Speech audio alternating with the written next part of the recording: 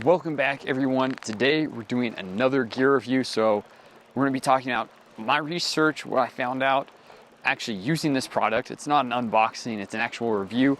I've used this pack here for about 9 months now after purchasing it, and I'm going to talk about my experience with it, the pluses, the minuses, and would I buy it again or should you buy it? So we're up here at Silver Lake.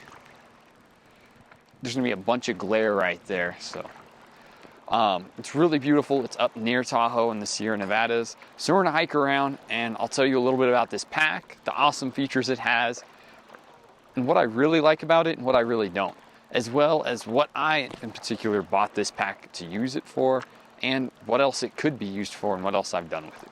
Let's get to it.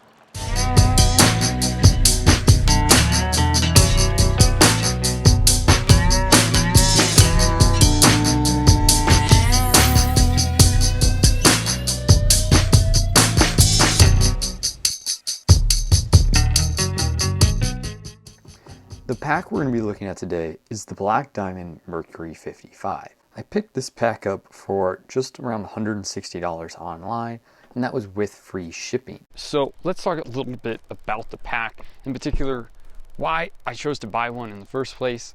You can still find them fairly affordable online.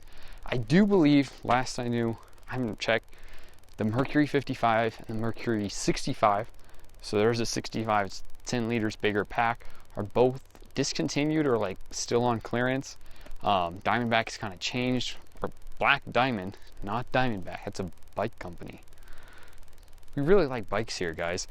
What's so special about this pack here, and why is that a cool feature? And there are a ton of mosquitoes out today. Hopefully the bug spray works. What's really important is the back of the pack. So that's what's actually contacting you. That's what's creating the experience for the most part while you're backpacking and hiking. So it's the straps, the hip belt, and the back padding and ergonomics. So how that can adjust to fit your body. And some packs just aren't going to fit you well no matter how much you adjust them. They're going to fit somebody else better than they are me, or it's going to fit me better than it's going to fit you. Don't worry about that. I recommend trying the pack, or if you're going to order it online, try somewhere where you can return it for free for even discounted or sale products. So what's special about the pack starts with, you have two nice foam ribs, and they have these beautiful lines and a center channel to vent air, so it stays really cool. Especially here in Cali, it gets pretty hot during the summer, especially when you kind of leave the forest and go into the desert. As well, it's got this kind of padded and raised up neck brace in the center for your neck, so the straps add a little bit more support to the back of your shoulders and around your neck. The straps are padded underneath with the foam, similar to neoprene, but I think it's a little more durable. It's not as watery, I guess. That's a bad word. It's not marine like a lot of marine products you'll see out there. The straps, what's really cool is the swing arm technology. So the swing arm technology includes two pockets and a cable at the bottom, which allows your arms and your chest to kind of twist while you're walking, which the body does naturally. And this is provided on both sides of the pack. So you get this feedback that your shoulders are allowed to move freely. You're not tied into a straitjacket while you're backpacking. So that's really cool. It does take some getting used to because it feels really odd at first. As well, you have this pivoting ball jointed hip belt. So this rides on your hips, it shouldn't ride below them, and that's what takes the major weight when you're backpacking. Inside, there's a ball joint right in there. You can adjust how high this rides on the back of the pack up and down, which I think is pretty nifty. So it allows your hips to kind of sway back and forth while you're hiking. So if you're on different terrain, you're climbing, you're kind of bouldering over stuff gets steep and you're down on all fours to get across it, or something else just happens really odd. Have a little first aid incident and you gotta help somebody out or help yourself out. It allows you a little more flexibility. I think it works all right. It probably took me a few months to get completely used to it. Probably a month of some hikes and stuff and adjusting it to get used to it. Once I'm used to it, I do think it works really efficiently, especially if you're someone who kind of is a little bit quicker, kind of like jog hiking. I leave people behind sometimes, or I used to, especially as like a teenager. I just kind of like hike to wherever I want to go, you know, leave everybody else behind.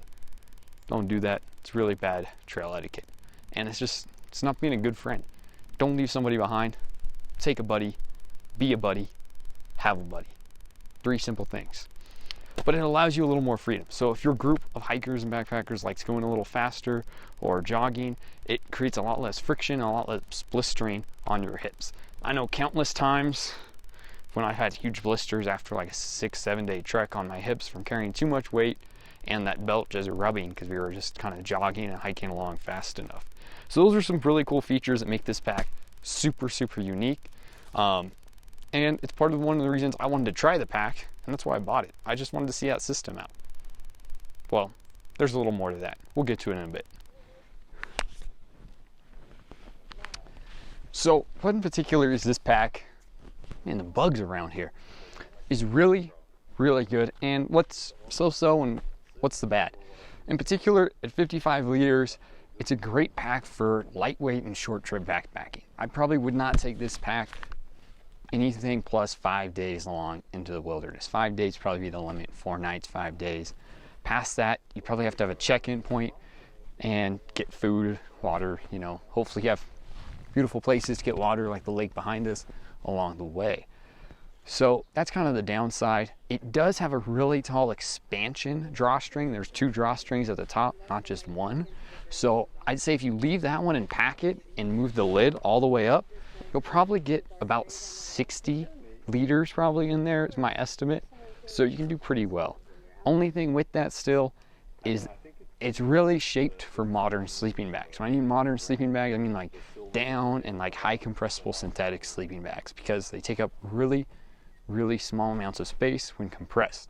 Whereas if you have an older synthetic or down, they're pretty big and it's going to be a tight squeeze to get into this pack.